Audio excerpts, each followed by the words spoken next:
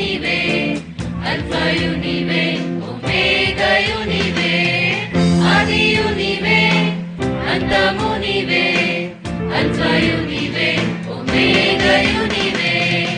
ఉన్నవాడవు అనువాడవు, ఉన్నవాడవు అనువాడవు నీవే. రాజాధిరాజ జోహారులు నీకే, రాజాధిరాజ జయం జయం నీకే. రాజాధిరాజ జోహారులు నీకే, రాజాధిరాజ జయం జయం నీకే.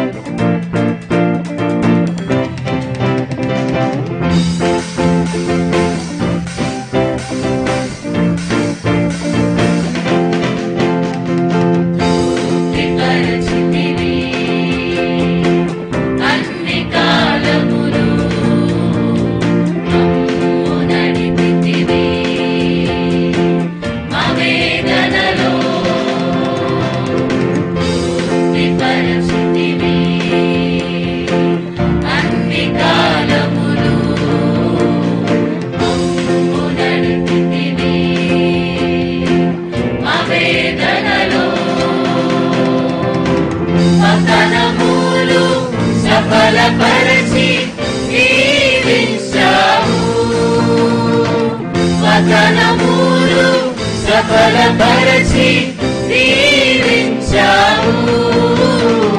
రాజాధిరాజ జోహారులు నీకే, రాజాధిరాజ జయం జయం నీకే. రాజాధిరాజ జోహారులు నీకే, రాజాధిరాజ జయం జయం నీకే.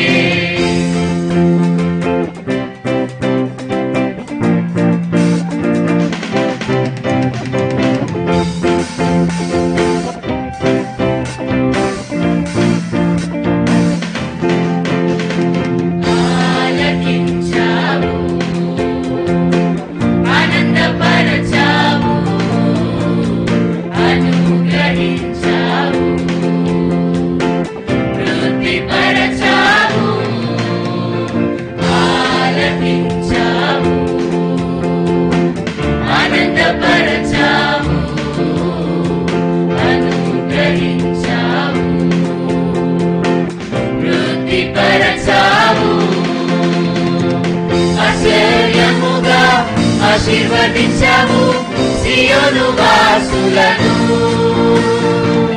ఆశ్చర్యముగా ఆశీర్వదించావు సియోను వాసులను. రాజాధిరాజ జోహారులు నీకే, రాజాధిరాజ జయం జయం నీకే. రాజాధిరాజ జోహారులు నీకే, రాజాధిరాజ జయం జయం నీకే. ఆదియు నీవే, అంతము నీవే, అల్ఫాయు నీవే, ఒమేగాయు నీవే. ఆదియు నీవే, అంతము నీవే, అల్ఫాయు నీవే, ఒమేగాయు నీవే. ఉన్నవాడవు అనువాడవు, ఉన్నవాడవు అనువాడవు నీవే రాజాధిరాజ జోహారులు నీకే మా రాజాధిరాజ జయం జయం నీకే రాజాధిరాజ జోహారులు నీకే మా రాజాధిరాజ జయం జయం నీకే రాజాధిరాజ జోహారులు నీకే మా రాజాధిరాజ జయం జయం నీకే రాజాధిరాజ జోహారులు నీకే మా రాజాధిరాజ జయం జయం నీకే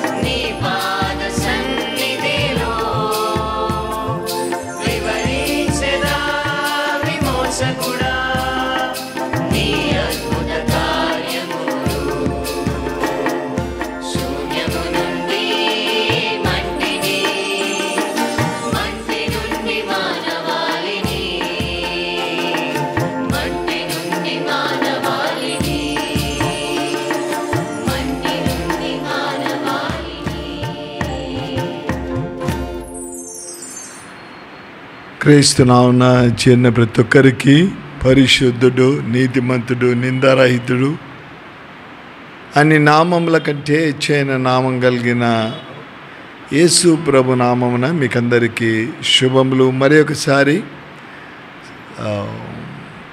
ప్రతి శుక్రవారం జరుగుతున్న ఫేవరెట్ సాంగ్స్, ప్రార్థనా సమయం, వాక్య సమయంలో సంఘానికి వచ్చి పాలు పొందుతున్న మీ అందరిని బట్టి ప్రభువుకు వందనాలు. అదే సమయంలో మరి యూట్యూబ్ ద్వారా సంఘస్థులే కావచ్చు, ఇతరులే కావచ్చు, పాలు పొందుతున్న వీక్షిస్తున్న మీ అందరిని బట్టి నేను ప్రభువుకు వందనాలు చెల్లిస్తూ ఉన్నాను.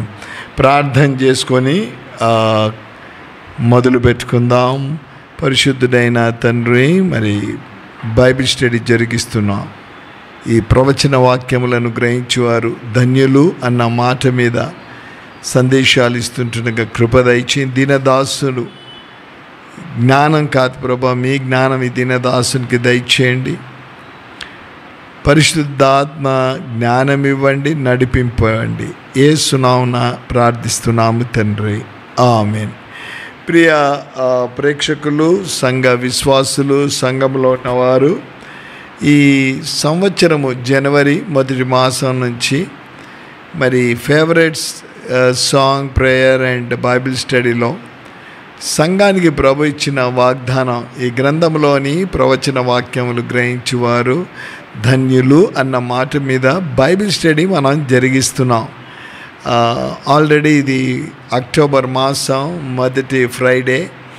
ఇక అలా చూసుకుంటే 3 monthsే మన మధ్య ఉంటుంది. 3 monthsలో ఇది ఒకటి అయిపోయిందంటే ఇంకొక 11 మట్టుకే మనం జరిగించడానికి ఉంటుంది. ఆ 11లో కూడా ఒకవేళ క్రిస్మస్ ఆ సమయం కావచ్చు, ఇంకా ఏదో వేరే కార్యక్రమాలు అయినా ఉండవచ్చు. ఏదేమైనా ఇంకొక 10 సందేశాలే మరి ఈ యొక్క వాక్యం మీద ధ్యానాలు జరగవచ్చు. కాబట్టి మర్చిపోకుండా ఫ్రైడే గుర్తుపెట్టుకొని మీరు తప్పకుండా వాక్యాన్ని, నేను చెప్తున్నా ఎవరు చెప్తున్నా, వాక్యం వినుటలో అది మనకు మేలు, ఆశీర్వాదము అన్న విషయాన్ని నేను మీకు జ్ఞాపకము చేస్తూ ఉంటున్నాను. దైవ సేవకులు ప్రతి శుక్రవారం మరి యొక్క బైబిల్ స్టడీని జరిగిస్తూ వచ్చారు. గడిచిన మాసం సెప్టెంబర్లో కొన్ని డైరెక్ట్గా బైబిల్ స్టడీ పెట్టడం జరిగింది. కారణం, సంఘంలో మరి జరిగిన వార్షికోత్సవ మీటింగ్స్, దాన్ని బట్టి మరి లైవ్లో మేము పెట్టకపోయినా అవి ఆ కార్యక్రమం మీకు జరిగి ఉంటా ఉంది. తప్పకుండా ఒకవేళ మీరు చుట్టుప్రక్కల ఈ కృష్ణానగర్, ఇందిరానగర్, జూబ్లీ హిల్స్లో కృష్ణానగర్, ఇందిరానగర్ చుట్టుపక్కల ఉంటే మిమ్మల్ని ఈ కార్యక్రమంలో మేము ఆహ్వానిస్తూ ఉంటున్నాం.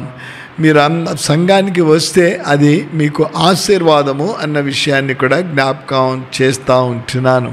అందుకే కౌరవ్ కుమారులు 84వ కీర్తనలో మాటలు రాశారు. నీ మందిర నివాసంలో ఉండుట ధన్యత అన్నం. నీ గడప, ఇంకొక మాట రాస్తాడు, నీ మందిర గడప దగ్గర ఉండడం కూడా అది నాకు ఆశీర్వాదము అన్న మాట వారు లిఖితం చేసి పెట్టినట్టు వాక్యంలో మనము చూస్తూ ఉంటాం. కాబట్టి దేవుని మందిరానికి రావడంలో ఆశీర్వాదం ఉండింది. పరిశుద్ధ గ్రంథంలో ఒకవేళ సువార్తల్లో చూస్తే యోహాన్ సువార్తలో 3వ అధ్యాయంలో పేతురు, యోహాన్లు దేవాలయానికి వెళ్తూ ఉన్నారు. కానీ వాడు ఎప్పటి నుంచి ఉంటున్నాడో వాడిని తెచ్చి, ఆ కుంటివాడు అక్కడ తెచ్చి వాడిని కూర్చోబెట్టేవాడు. వాడు బయటనే, మందిరం బయటనే వాడు ఉండేవాడు. కానీ మందిరంలో ఎవరు పెట్టలేదు, వాడిని ఎవరు అడగలేదు. ఆ పెట్టేవారు కూడా బయటనే పెట్టాడు. వాడు ఏదో ఇంత భిక్షం అడుక్కుంటే డబ్బు వస్తుంది అని చెప్పి ఎవ్వరు కూడా వాడిని పట్టించుకోలేదు. కానీ పేతురు, యోహాన్లు దేవాలయంలోనికి వెళ్ళే సమయంలో వాడిని చూశారు. వాడు వారిని చూశాడు. ఏదైనా ఇస్తారేమో అనుకున్నాడు. వారు అంటున్నారు, మా దగ్గర వెండి బంగారాలు లేవు, ద్రవ్యం ఏది కూడా మా దగ్గర లేదు, కానీ యేసు నామం నీకు కావాల్సింది మందిరంలోనికి నీకు వస్తే ఆశీర్వాదం. కాబట్టి యేసు నామమున లేని వాడిని చేపట్టుకుంటే వాని యొక్క కీళ్ళు అన్నీ సరి అయిపోయినాయి.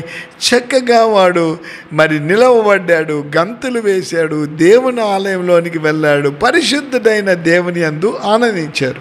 కాబట్టి దేవుని ఆలయమునకు రావడంలో ఆశీర్వాదము ఉంటుంది. ఏమంటా ఉన్నారు చూడండి, ఆ యొక్క కోరహు కుమారులు అంటారు, సైన్యములకు అధిపతి యెహోవా నీ నివాసములు ఎంత రమ్యములు, ఎంత బ్యూటిఫుల్గా ఉన్నాయి దేవుని ఆలయం. మరి కొంతమంది అంటారు, అది మీరు ఎప్పుడో పాస్టర్ గారు ఇది స్కూల్స్ వెళ్ళారంటారు, కానీ అక్కడికి వస్తే ఒకలాంటి ప్రకాశమైన వెలుగు మేము అక్కడ చూస్తాం.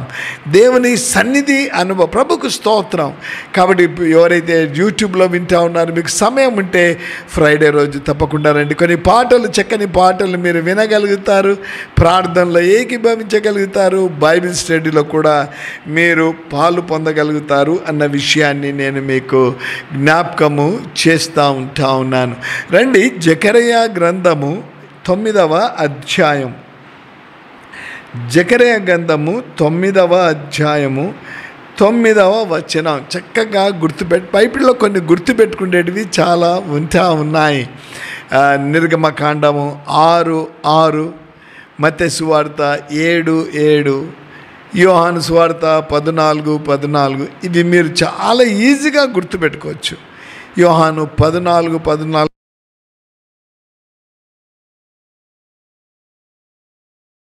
ఇస్తాడు అని. యెర్మీయా 33:3 ఏముంది? ఇదిగోండి నాకు మొరపెట్టుము నేను నీకు ఉత్తరం ఇస్తాను.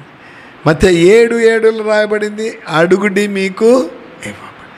చూద్దాం జకరియా గ్రంథం 9:9.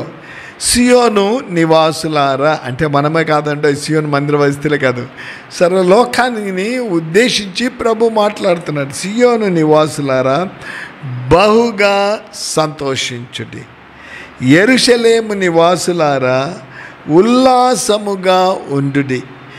నీ రాజు నీతిపరుడును రక్షణ గలవాడును దీనుడునై గాడిద పిల్లను ఎక్కి నీ యొద్దకు వచ్చుచున్నాడు. ఇది పాత నిబంధనలో ఉంటున్న గ్రంథంగా మనం చూస్తుంటాం. ఈ గ్రంథం అయిన తర్వాత ఆఖరి గ్రంథం మలాకి గ్రంథం ఉంది. జకరియా గ్రంథంలో అనేకమైన ప్రాముఖ్యమైన విషయాలు మనకు కనిపిస్తాం. మన ధ్యాస అంతా ఈ గ్రంథంలో ఉండే ఇది కూడా ప్రవచనమే. ఈ గ్రంథంలో ఉండే ప్రవచన వాక్యములను గ్రహించేవారు ధన్యులు. రైట్, మనం గడిచిన కొన్ని వారాలు మరి ప్రవచన వాక్యాలు నెరవేర్పును గురించి, యేసు ప్రభుని గురించిన నెరవేర్పును గురించి మనం ధ్యానిస్తూ వచ్చాము. మెస్సయ్య ఈ లోకానికి మరి ఆదరించడానికి, హృదయ బాధలో ఉన్న వారిని కరుణించడానికి వస్తాడు అన్న విషయాలు నెరవేరాయి అనేది ఒకసారి మనం చూసాం. రెండవది మెస్సయ్య ఉపమానాలతో మాట్లాడిన విషయం. పాత నిబంధనలు అవి ప్రవచనాలు ఉన్నాయి.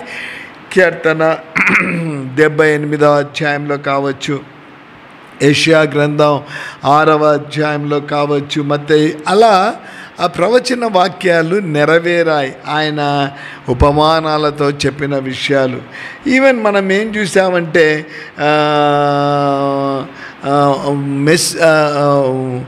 యేసు ప్రభుని గురించి పాత నిబంధనలో లిఖితం చేయబడి ఉంది.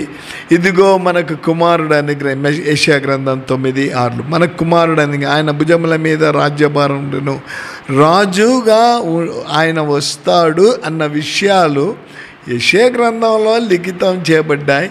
అవి కొత్త నిబంధనలు కూడా నెరవేరబడిన విషయాలు మనం చూస్తూ ఉంటున్నాం. అతడు రాజుగా కూడా పిలువబడ్డాడు. ప్రత్యేకంగా ఆ యొక్క ప్రయాణం బేత్పగే నుంచి ఆయన యెరూషలేమునకు చేసిన ప్రయాణంలో గాడిద మీద కూర్చొని ఆయన ఆ యొక్క మార్గంలో అందరూ దావీదు కుమారుడికి జయం, దావీదు కుమారునికి జయము అని వారు కేకలు వేశారు. రాజుగా వారు గుర్తించినట్లు మనము చూస్తూ ఉన్నాం. ఈ దినం ఆయన గాడిద బొమ్మ మీద కూర్చొని యెరూషలేమునకు వెళ్ళును అన్న విషయము జకర్యా గ్రంథం 9వ అధ్యాయంలో కనిపిస్తుంది. యేసు ప్రభు గాడిద బొమ్మ మీద కూర్చొని వెళ్ళిన సంఘటన కొత్త నిబంధనలో లిఖితం చేయబడి ఉంది ఆ ప్రయాణాన్ని గురించి. కానీ జకర్యా ప్రవక్త, జకర్యా భక్తుడు అది జరగనయ్యున్న విషయాన్ని పాత నిబంధనలో లిఖితం చేశాడు. కాబట్టి ఈ ప్రవచన వాక్యములను గ్రహించి మనము గ్రహించి గైకొనుట వలన ధన్యులమైపోతాం. ప్రియ విశ్వాసులు, పాత నిబంధన ఎందుకు చదవాలి? క్రొత్తని చాలాసార్లు మనం క్రొత్త నిబంధన ఎందుకు ఇస్తామంటే దానిలో యేసు యొక్క పుట్టుక, యేసు యొక్క సిలువకు అప్పగించబడి ఇవన్నీ అక్కడ లిఖితము చేయబడ్డాయి. సో అవి ఈ కొత్త నిబంధనలో అవి లిఖితం చేయబడి అవి పాత నిబంధనలో కూడా ఉన్నాయన్న విషయం కూడా జ్ఞాపకము చేయబడతాం. ఇదే సంఘటన జకర్యా గ్రంథంలో లిఖితం చేయబడినది కొత్త నిబంధనలో నెరవేరినట్లు కూడా మనము వాక్యములో మనము చూస్తూ ఉంటున్నాం. కాబట్టి ఈ దినం మనము ఆ భాగానికి వెళ్దాం. గాడిదను ఎక్కి నీ యొద్దకు వచ్చును అన్న మాట మనము మెస్సయ్యా వుడ్ ఎంటర్ జెరూసలేం అన్న మాట మనకి ఇది ఎప్పుడో వందల సంవత్సరాల క్రితం యేసు ప్రభు 2000 సంవత్సరాల క్రితం నరవతారిగా ఈ లోకానికి రాకముందర ఈ లోకానికి ఆయన నరవతారిగా రాకముందర 1000 సంవత్సరాలకు పూర్వము జకర్యా భక్తుని ద్వారా లిఖితం చేయబడి చాలా ఆశ్చర్యంగా ఉంటాయి. కేవలం పరిశుద్ధ గ్రంథంలో లిఖితము కేవలం పరిశుద్ధ గ్రంథములో లిఖితము చేయబడినవి మట్టుకే అవి నెరవేరాయి. కొన్ని నెరవేరనై ఉంటున్నాయి, కొన్ని నెరవేరాయి. పాత నిబంధనలో లిఖితం చేయబడ్డాయి, నెరవేరిన విషయం ఇప్పుడు మనం చూస్తూ ఉంటున్నాం. నెరవేరనై ఉన్నవి కూడా ప్రభుచితమైతే బ్రతికి ఉంటే 2025లో మనం నెరవేరనై ఉన్నవి అవి కూడా మనము చూడనైంటా ఉన్నాం కదా. పిల్లలకు అవి ఇస్తాం వారు చాలా చక్కగా బలంగా ఉండాలని. అదేవిధంగా ఆత్మీయ బలము పొందాలి అంటే ఆత్మ దేవుని ద్వారా మనకివ్వబడిన లేఖనాలను మనము గ్రహించవలసిన వారిగా ఉన్నాం. చాలు కదా. పిల్లలు ఆశతో బాగుందని ఎక్కువ తినేసేస్తారు. పిల్లలు ఎక్కువ తినేసేస్తే ఏమైపోతుంది? అజీర్ణం అవుతుంది, అంతే వామిటింగ్ అయిపోతుంది, శరీరం బలహీనపడిపోతుంది. కానీ ప్రియ విశ్వాసులు, ప్రేక్షకులు, ఎంత ఆత్మీయ ఆహారం మనం భుజిస్తామో అంత ఆత్మీయ బలం మనం పొందుతాం. గమనించండి, మర్చిపోవద్దండి. దినములో నేను మిమ్మల్ని అడిగేదంతా 24 గంటల్లో ఒక 15-20 నిమిషాలు, అంతకంటే ఎక్కువ నేను మిమ్మల్ని అడగటం లేదు. లేదా పొద్దున ఒక 15 నిమిషాలు, రాత్రి ఒక 15 నిమిషాలు ప్రాణత్యాగం చేసిన ప్రభువుకు, నీ కొరకు శరీరాన్ని నలగొట్టుకొని సురూపమైనను సొగసైనను లేని ప్రభువు నీ దగ్గర ఏం కోరటం లేదు. నీవు ఆత్మీయంగా ఎదగాలని, నేను ఆత్మీయంగా ఎదగాలని, ఆత్మ దేవుని హృదయంలో స్థిరంగా కలిగి ఉండాలని ఆయన ఏమంటాడంటే, ఇదిగో నా వాక్యము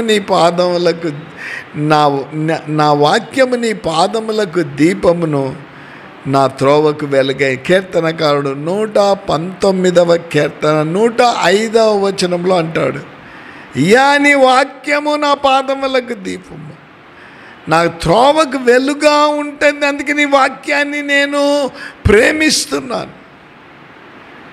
వాక్య ప్రకారం జీవించాలని తీర్మానం.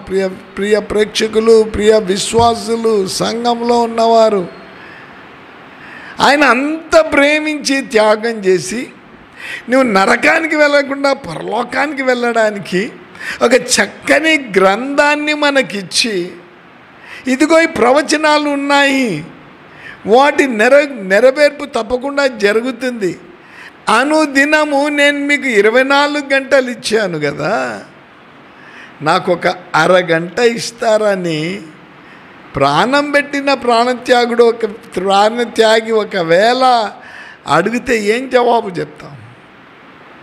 గ్రహించవలసిన వారంగా ఉన్నాం. అరగంట కూడా వదిలిపెడతాం లేదు. ఒక 10 నిమిషాలు ఉదయం, 10 నిమిషాలు సాయంకాలం ఆ గ్రంథాన్ని నువ్వు చదవడంలో ఆత్మీయ బలము సేకరించుకుంటావు. ఆత్మ దేవునితో ప్రేమ బాంధవ్యం పెరుగుతుంది. ఆత్మ దేవునితో మాట్లాడడం జరుగుతుంది. ఎందుకో పరిశుద్ధాత్మ దేవుడు ప్రత్యేకంగా యవనస్తులు పరిశుద్ధ లేఖనాన్ని చదవడం మానేసావేమో, ఎందుకులై చదివినేదే కదా అనుకుంటున్నావేమో, పొరపాటు పడుతున్నా. ఇది నా పరిశుద్ధాత్మ దేవుడు నీకు సెలవిస్తూ ఉన్నాడు. బైబిల్ అనే పరిశుద్ధ గ్రంథాన్ని అనుదినము, ప్రభువా నాకితే 24 గంటలు ఇచ్చా, ఒక అరగంట నీకు ఇస్తాను. ఉదయం ఒక 15 నిమిషాలు, 10 నిమిషాలు బైబిల్ చదువు, ఒక 5 నిమిషాలు ప్రార్థన చేసుకోండి. రాత్రి పడుకోక ముందర ఒక 10 నిమిషాలు బైబిల్ చదువు, ఒక 5 నిమిషాలు 10 నిమిషాలు ప్రార్థన. ఎంత మీకు బలం ఆత్మీయత చేకూరుతుందన్న విషయాన్ని జ్ఞాపకం చేస్తూ ఉంటుంది. రండి, లిఖితం చేయబడి ఉంటా ఉంది జకరియా గ్రంథం 9వ అధ్యాయం 9వ వచనం. జకరియా గ్రంథంలో అదే లిఖితం 1వ అధ్యాయం 1వ వచనంలో అదే ఉంటా ఉంది. జకరియా గ్రంథం 1వ అధ్యాయం 1వ వచనం. దర్యావేషు ఏలుబడి అందు 2వ సంవత్సరమున 8వ నెలలో యెహోవా వాక్కు ప్రవక్త ఇద్దోకు పుట్టిన బెరక్యా కుమారుడునైన జకర్యాకు ప్రత్యక్షమై సెలవిచ్చినదేమని. ఎప్పుడైతే ప్రభువుకు సమీపంగా నీవు నేను వస్తామో ప్రభు యొక్క వాక్కు మనకు తెలియజేస్తాం.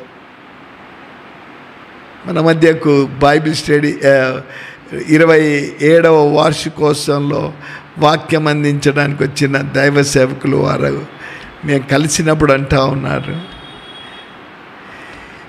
ఆ దినం నేను బేస్తవారం ఆ పాట ఎప్పుడైతే విన్నానో ఆ పాట నాలో ఆకట్టుకుంది. మీరు బాగా రాశారని నేను పొగడటం లేదు, ఆ దినము నుంచి ఆ పాటలు ఉండే విషయాలు నన్ను ఎంతో బలపరుస్తూ ఉన్నాను కదా. శూన్యంలోంచి నన్ను తెచ్చాడు కదా, ఇంత గొప్ప వ్యక్తిగా నన్ను చేశాడు కదా. పాస్టర్ ఆ పాట ఎప్పుడు పెట్టుకుంటా ఉన్నాను. ప్రియ విశ్వాసులు, పరిశుద్ధ లేఖనాలు మన దగ్గర ఉండడం, పరిశుద్ధ లేఖనాలను మనం ధ్యానించడంలో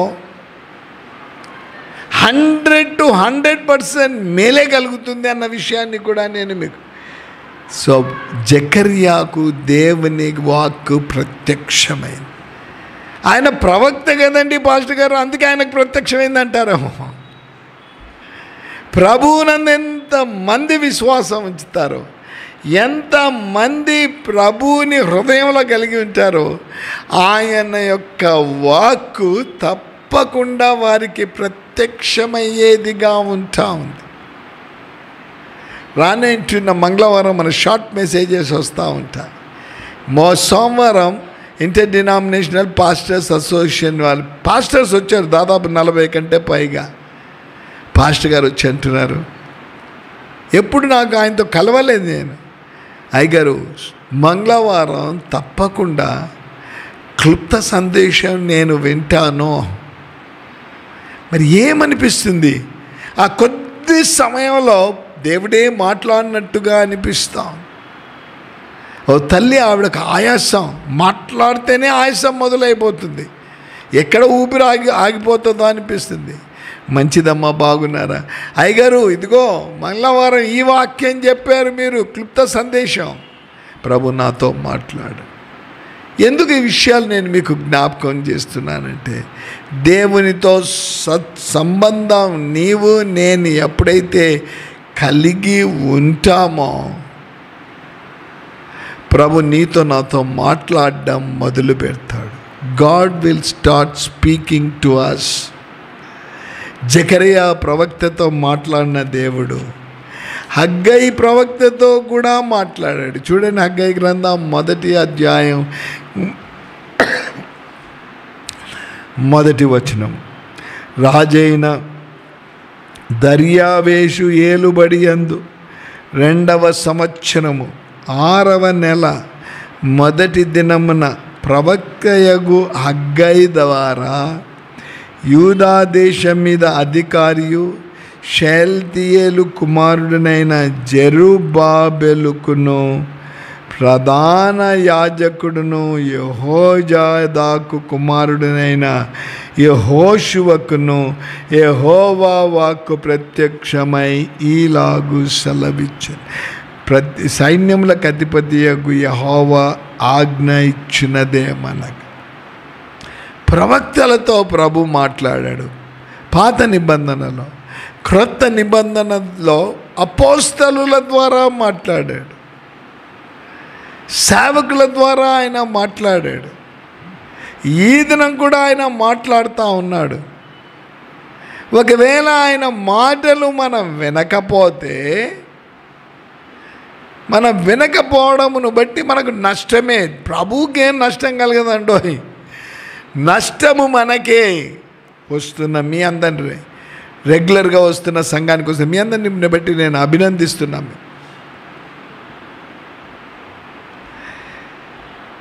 జకరియా అన్న మాట, ఎందుకంటే జకరియా అని గురించి చూస్తున్నాం. జకరియా అన్న మాటకు యెహోవా జ్ఞాపకము చేసుకుంటాడు, యెహోవా తప్పక జ్ఞాపకం చేసుకుంటాడు అనేది జకరియా అన్న పేరుకు అర్థము. బబులోను చెర ముగిసిన తర్వాత కదా ఇశ్రాయేల్ ప్రజలు 70 సంవత్సరాలు మరి బబులోన్లో చెరగా ఉండినారు. ఆ తర్వాత మరి జకరియా తన సందేశం ప్రకటించడం మనం చూస్తూ ఉంటున్నాం. జకరియా యాజకుని కుటుంబంలోంచి వచ్చినట్లు మనం చూస్తూ ఉన్నాము అని పాత నిబంధనలో ఆయనకి ఇవ్వబడిన మాటలు, లిఖితం చేయబడిన మాటలు క్రొత్త నిబంధనలో నెరవేరాయి. క్లుప్తంగా ఆ విషయాలు మనం చూసుకొని మనము ముగించుకుందాం. రండి, మత్తయి సువార్త 20 లేదా యెషయా గ్రంథం 9వ అధ్యాయంలో మనకు కుమారుడు అనుగ్రహింపబడును అన్న విషయాలవన్నీ అక్కడ లిఖితం చేయబడ్డాయి.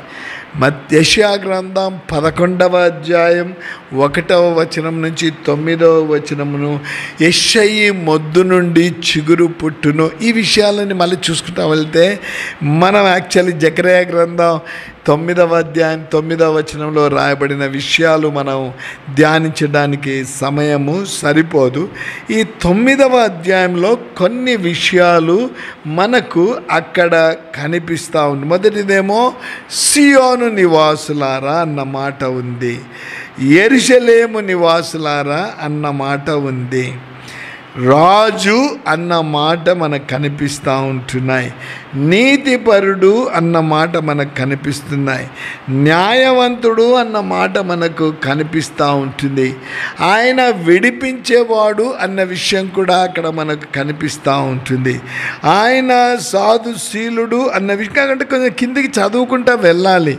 ఇవన్నీ అక్కడ మనకు కనిపిస్తారు. ఒక్కొక్క విషయాన్ని క్లుప్తంగా జరిగినాయా లేదా అన్న విషయాన్ని మనము చూద్దాం. రాజుల యెషయా గ్రంథం 9వ అధ్యాయంలో రాజు అన్న మాట మనకు కనిపిస్తూ ఉంది.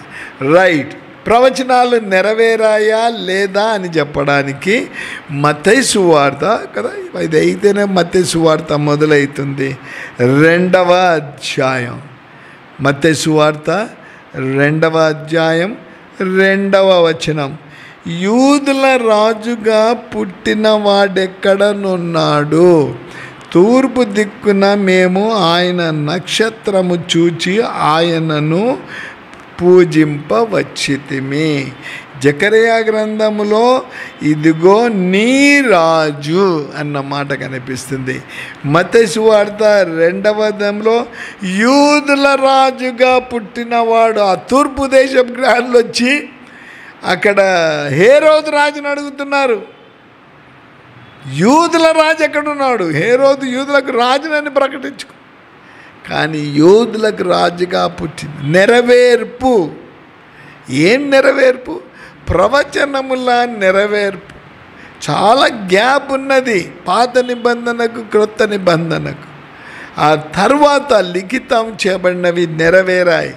యూదులకు రాజుగా ఆయన పుట్టాడని వాక్యము సెలవిస్తూ ఉంటా ఉన్నది.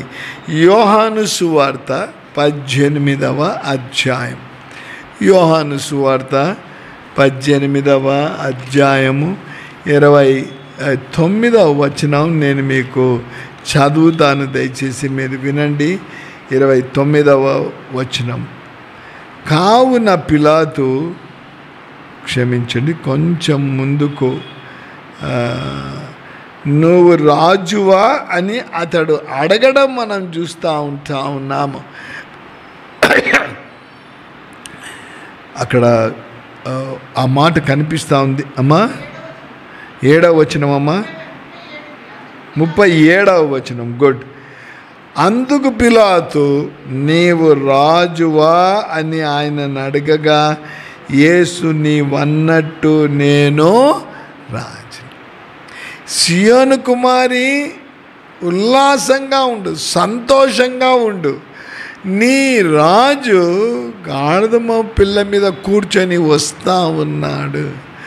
రాజుగా ఆయన గుర్తించబడ్డాడు అన్న విషయాన్ని మనము జ్ఞాపకము చేయబడుతూ ఉన్నాము. ప్రకటన గ్రంథంలో ఆఖరిలో 19వ అధ్యాయం, ప్రకటన గ్రంథం 19వ అధ్యాయము 4వ వచనం నుంచి 6వ వచనం వరకు మనం చూస్తే, అప్పుడు ఆ 24 పెద్దలు 4 జీవులను సాగిలపడి ఆమేన్ ప్రభువుని స్తుతించుడి అని చెప్పుచు సింహాసనాసీనుడగు దేవునికి నమస్కారము చేసిరి.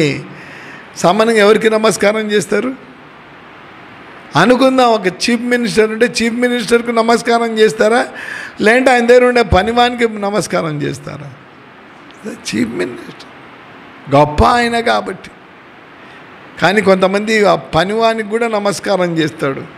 వాడికి నమస్కారం చేస్తేనే వాడు అక్కడ లోపలికి పంపిస్తాడు, అది వేరే సంగతి. గుర్తించడం మనం చూస్తున్నాం. మత్తయి సువార్తలో యూదుల జకరియా గ్రంథం 9లో ఇదిగో సియోను వాసులారా, ఇదిగో నీ రాజు గుర్తించబడ్డాడు. మత్తయి సువార్త 2:2లో ఆయన యూదుల రాజుగా పుట్టాడన్న విషయాన్ని మనం చూసాము.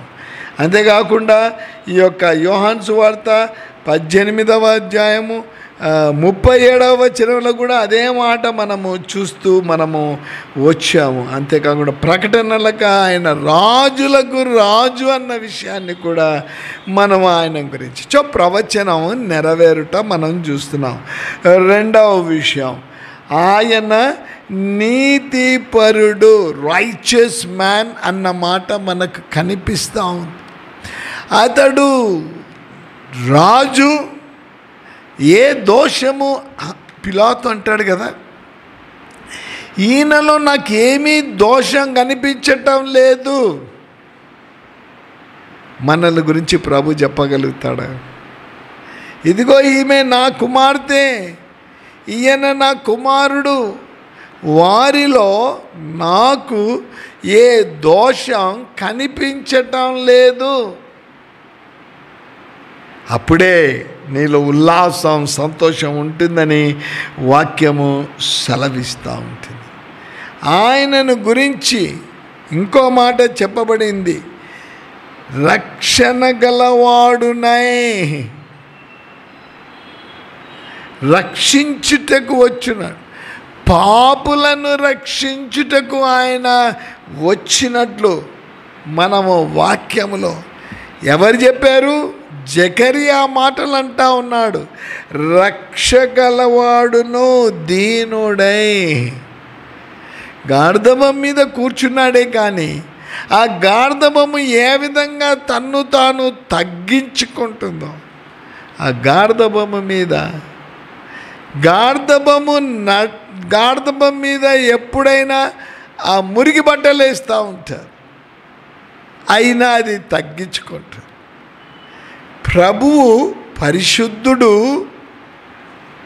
సర్వాధికారి అయిన దేవుడు నీ కొరకు నా కొరకు ఆయన తగ్గించుకున్నాడు. ఫిలిప్పు పత్రిక 2వ అధ్యాయము 7వ వచనము 8వ వచనం, దాసుని స్వరూపము ధరించెను. humbled himself, made a servanthood, తగ్గించుకున్నాడు, దాసుని స్వరూపము ధరించాడని వాక్యం సెలవిస్తా. దీనుడు, రక్షణ గలవాడునై దీనుడై గాడిద పిల్లనెక్కి నీ వద్దకు జరిగిందా సంఘటన? తప్పకుండా ఆ సంఘటన జరిగినట్లు వాక్యములో మనము చూస్తూ ఉంటున్నాం. రండి, మత్తయి సువార్త 21వ అధ్యాయం. వచ్చాడా లేదా ఆ విధంగా చూద్దాం. 21వ అధ్యాయం 1వ వచనం నుంచి 11వ వచనం వరకు మనం అంత చదవటం లేదు, చూద్దాం దాన్ని. తరువాత యెరూషలేమునకు సమీపించి ఒలీవ చెట్ల కొండ దగ్గర ఉన్న బేత్పెగేకు వచ్చినప్పుడు యేసు తన 2 శిష్యులను చూచి, మీ ఎదుటనున్న గ్రామమునకు వెళ్ళుడి, వెళ్ళగానే కట్టబడి ఉన్న గాడిదయు దానితోనున్న ఒక గాడిద పిల్లయు మీకు కనబడును, వాటిని విప్పి నా యొద్దకు తోలుకొని రండి. మీరు వెళ్ళండి, అక్కడ కట్టబడి ఉంటున్నాయి, విడుదల. వాడు అడుగుతాడు ఎవరికి కావాలంటే ప్రభువుకు కావాలని చెప్పండి. అలాగే చెప్పారు, దాన్ని తీసుకొని వచ్చారు. జరిగిన సంఘటన 5వ, ఇదిగో నీ రాజు సాత్వికుడై గాడిదను భారవాక పశువు పిల్లనైన చిన్న గాడిదనెక్కి నీ యొద్దకు వచ్చుచున్నాడు, సియోను కుమార్తెతో చెప్పుడి. నేను చెప్పే మాటలు ఏమన్నా తప్పుందా? పాత నిబంధనలో ఏదైతే లిఖితం చేయబడిందో కొత్త నిబంధనలో మత్తయి భక్తుడు రాస్తూ ఉన్నాడు, ప్రవచనము నెరవేరింది. ఆల్రెడీ ఆయన వచ్చాడు 2000 సంవత్సరాలకు. రావడమే కాకుండా 2000 సంవత్సరాల శిష్యులకు చెప్పా, గాడిద బొమ్మను తీసుకొని చెప్పబడిన మాటలు, ఇదిగో నీ రాజు సాత్వికుడు గాడిద భారవాక పశువునెక్కి వస్తున్నాడు అని సియోను కుమార్తెతో చెప్పుడి అన్నమాట. ఇంకా అక్కడ కిందికి వస్తే 9వ వచనంలో వారే 6-7 వచనాలు శిష్యులు వెళ్ళి యేసు తమకు ఆజ్ఞాపించిన ప్రకారం చేసి ఆ గాడిదను దాన్ని తీసుకొని వచ్చారు.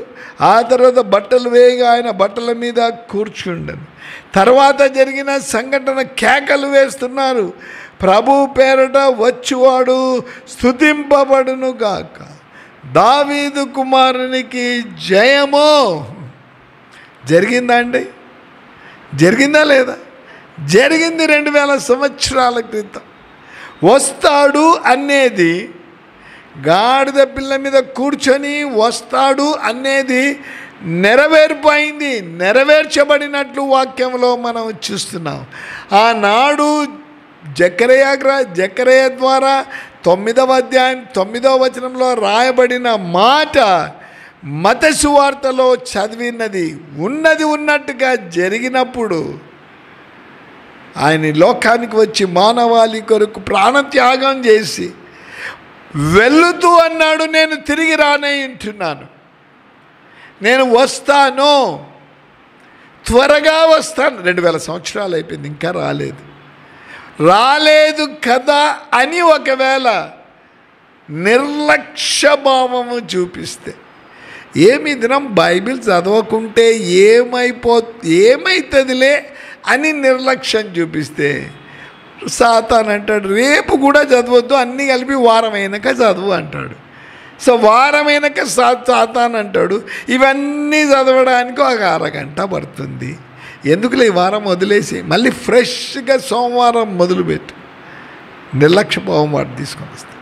ప్రియ విశ్వాసులు, ప్రవచనము చెప్పబడిన మాట కొత్త నిబంధనలో నెరవేరింది. ఆయన రాకడ కూడా నెరవేరనైంటుంది. వస్తానని చెప్పిన యేసు రాక మానడట, వస్తాడు. ఏ దినమో ఏ గడియనో తప్పకుండా ఆయన వస్తాడు. వచ్చే సమయానికి నీవు నేను నిర్లక్ష్య భావముతో ఉంటే విడిచిపెట్టబడతాం. బైబిల్లో ఉపమానం రాయబడింది కదా, 10 మంది కన్యకలు, స్పష్టంగా ఉంది. సిద్ధపడిన వారు పెళ్లి కుమార్తెతో వెళ్ళారు, సిద్ధపాటు లేని వారు విడిచిపెట్టబడ్డారు. మండో ఇవన్నీ సత్యాలు నెరవేరనైంటున్నా. విని గ్రహించి ఆ ప్రకారం చేస్తే ధన్యులమైపోతామని కూడా వాక్యము సెలవిస్తూ ఉంటాం. రైట్. ఇంకో విషయాన్ని మనం చూద్దాం. అదే మార్కు సువార్తలో కూడా రాయబడింది. 11వ అధ్యాయం, మార్కు సువార్త 11వ అధ్యాయం 1వ వచనం నుంచి 11వ వచనం వరకు. వారు యెరూషలేమునకు సమీపించి ఒలీవ కొండ దగ్గరనున్న బేత్పగే బేతనియాను గ్రామములకు వచ్చినప్పుడు ఆయన తన శిష్యులతో 2 చూచి, అదే లిఖితం మత్తయి రాశాడు, మార్కు కూడా విషయాలు లిఖితం చేసినట్టు వాక్యములో మనము చూస్తూ ఉంటాం. 9వ వచనం,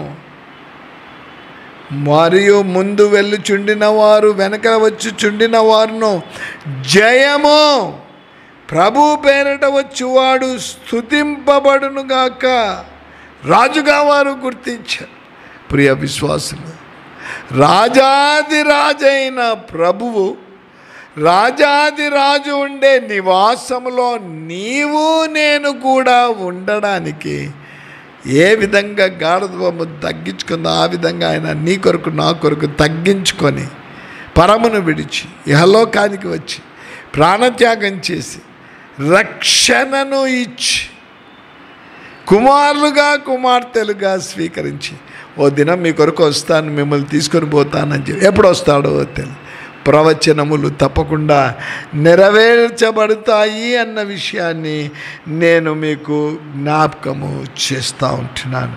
అనేకమైన విషయాలు, యేసును గురించిన ప్రవచనాలు, పాత నిబంధనలో లిఖితం చేయబడిన విషయాలు కొత్త నిబంధనలో కూడా జరగడం మనము చూస్తూ ఉన్నాం.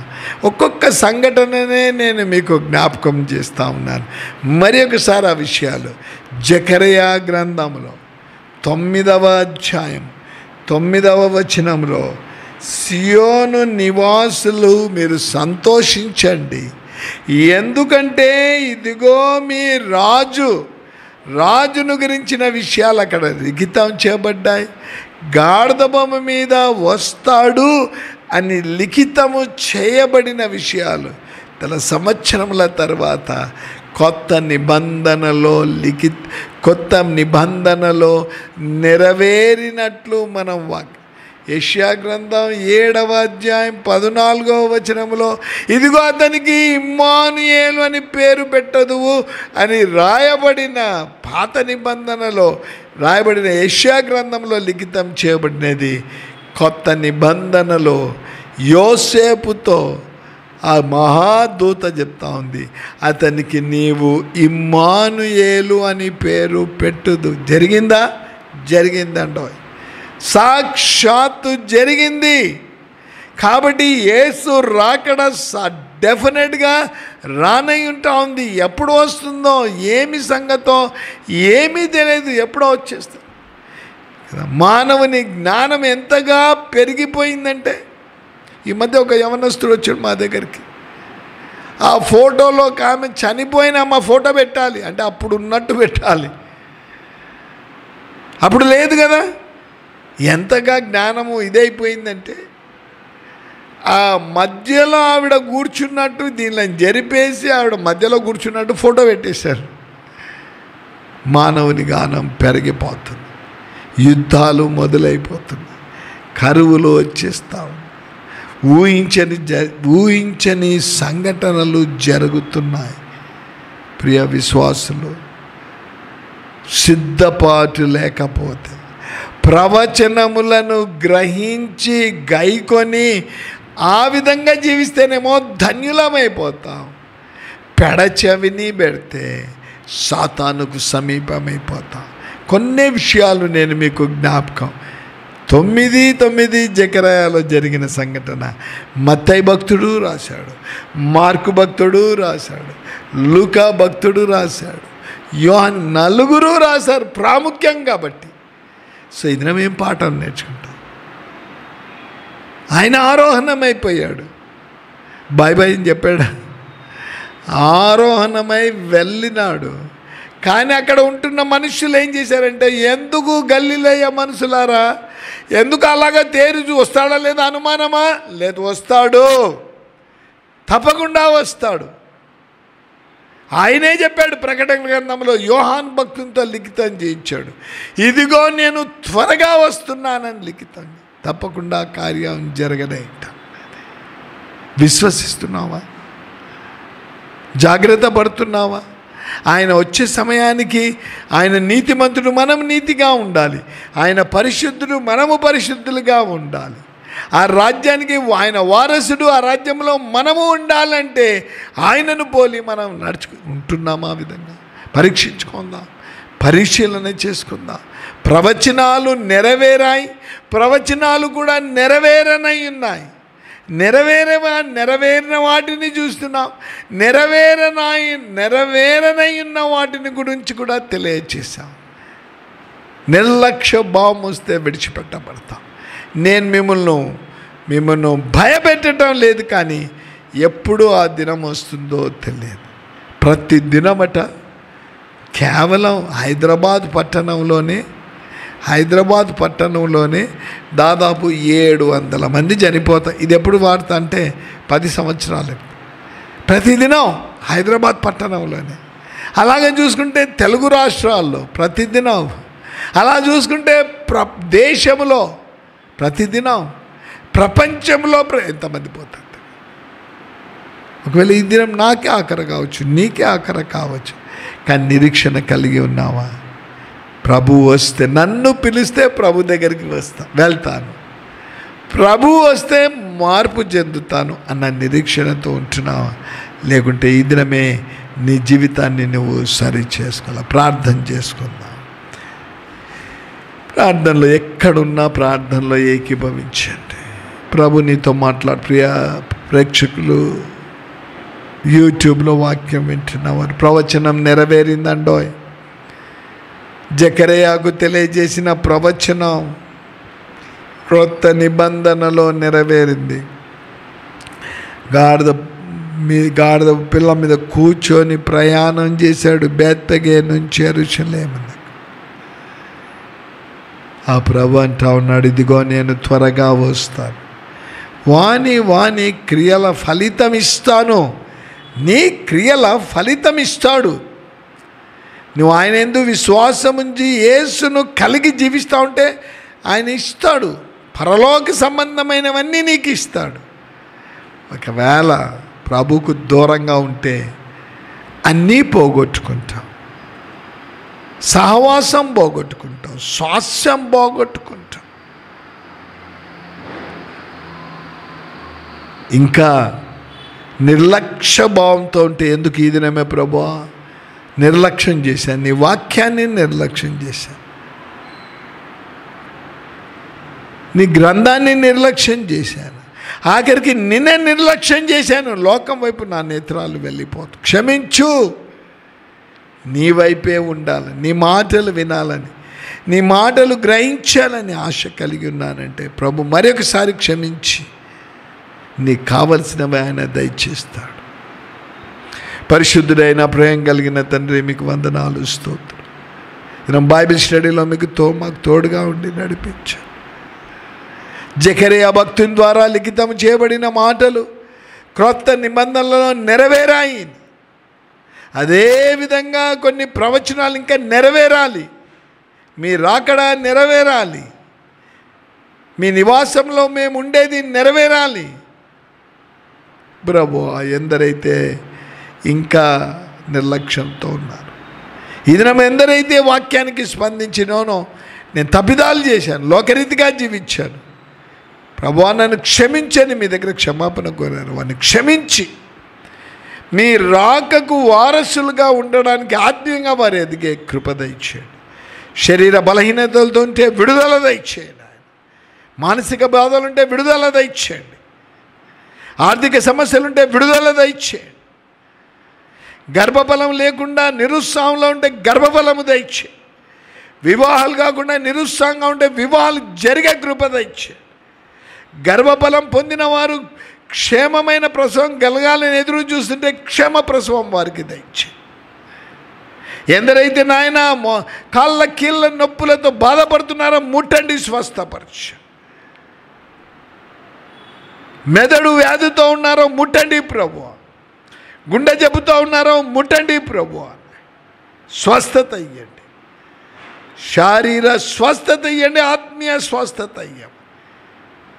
యేసునామమున ప్రార్థిస్తున్నాము తండ్రి, ఆమేన్. పరమ తండ్రి అయిన దేవుని ప్రేమ, కుమారుడైన యేసుక్రీస్తు ప్రభు కృప, పరిశుద్ధాత్మ యొక్క అన్యోన్య సహవాసం మనకు విత్తబడిన వాక్యమునకు చేరువచ్చిన విశ్వాసులకు, యూట్యూబ్లో విన్న వారికి సదా తోడేండి నడిపించును గాక. ఆమేన్. Praise Lord. ప్రభువుని ఆశించి దీవించును గాక.